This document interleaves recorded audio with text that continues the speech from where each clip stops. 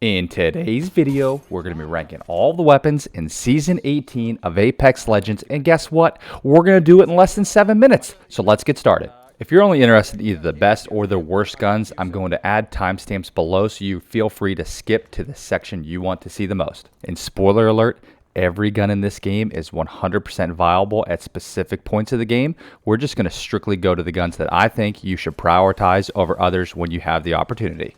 First, let's get started with the D tier. First up on the D tier is going to be the Mozambique.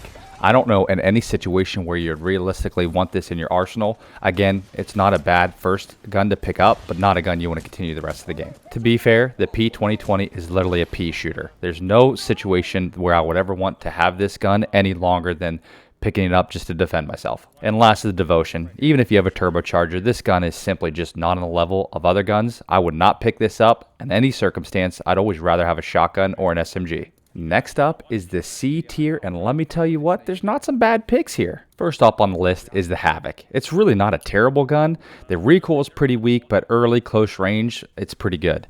Again, not a gun I would probably keep for the rest of the game, but it's solid enough to get some entry kills and replace. Next up on the list is the Triple Take, and I'll be honest, I put this in the C tier, but for my arsenal, it's really an A tier. This has got to be one of the best early game guns to pick up. It has long range potential. It has a short range potential to be a shotgun. This is the sleeper of all of the picks. I always will pick up a Triple Take early if I see it on the ground. Next up is the Rampage. Again, it's not a terrible gun. You do need a thermite to keep this thing charged up.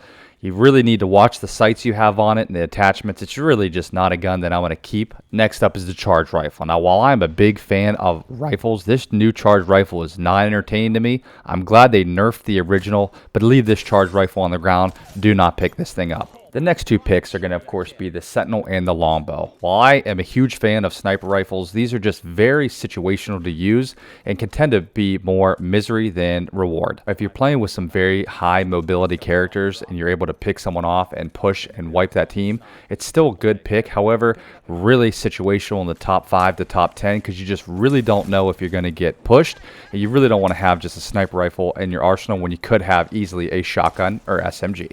Next up on the list is the bow check. Only thing this thing is good at is being the most obnoxious sounding item in the game. You don't know where it's being shot from, and most of the time you really can do nothing with this thing close range. I'd recommend you leave this thing hidden on the ground somewhere so no one else can pick it up. You don't want to hear this thing, and to be fair with you, it's just not that great. Last on the list in the C tier is going to be the EVA 8. While this gun has had its opportunity to shine several seasons ago, it just really is too inconsistent to pick this thing up compared to opportunities that you have with the Mastiff or the PK. So if you see this EVA on the ground, leave it there. You don't want it. I want to stop right here and tell you I greatly appreciate you watching this video. Feel free to like and subscribe. We also just did a full video on the ranked tier list for legends that you should pick in solo queue. Check that out. Let me know your thoughts. We appreciate you a lot. Next up is the B tier. Whole lot of potential in this one, so let's go through them. First one that makes the list in the B tier is the Nemesis. Although, unfortunately now you have to craft it, it's still a really solid weapon to have. We put it on the B tier, only unfortunately because you do have to craft it, and you're not always going to be near a crafter. Next up is the L-Star. Realistically, once this thing becomes ground loot again, it's going to end up at the D tier. However, it's still very strong if you're able to control the recoil, you're able to control the cooldown on it. So still a very solid pick. Again, you got to get out of the crafter, so we're not going to add it to the top of the list because chances are you're not going to find it every game. Next up is the handy dandy Wingman. Again, a very solid pick. We sometimes put this in the A tier, some in the B tier. Right now, it feels like this shifted meta is still very aggressive into the top 10. And so once you're in the top 10, it becomes a better gun. But till then, there's still a lot of better opportunities for close range fighting. For that reason, we put the Wingman in the B tier. We leave the Alternator and the Spitfire in the B tier for two reasons. The Spitfire just underwent some very big upgrades to the recoil. It now has the barrel stabilizer on it. So this gun is still pretty solid. Again, I don't like the rate that it shoots, but it's still a pretty solid pick. The Alternator is the Alternator. If you get a digi on it, this thing can really slap. So keep it in your arsenal. Next up is the Scout. If you are able to get the right attachments on this gun, it does some serious damage. With a headshot multiplier, you can essentially take someone down in 4 shots. So you got to really make sure that if you've not practiced with this, get it as part of your kit. Just like the alternator, the RE45 is still a very, very solid close range gun. Something you really, really want to have towards endgame with a digi. Any type of extra attachments will just really make this thing solid. We also have the Hemlock on the B tier. Again, got removed from the care package. It is now part of the ground loot. Also now has the booster loader part of it. Last on the list is going to be the Flatline. Again, really could be an A tier weapon. However, you really do need the right attachments, the right scope to make this gun work, and you really need to learn the recoil pattern, but still a very, very solid pick. I would add that to the top of your list. We have now moved on to the A tier. First up on the list is going to be the Volt. It does not need an optic. Its hip fire is phenomenal. There's going to always be tons of energy on the ground. This is a top pick.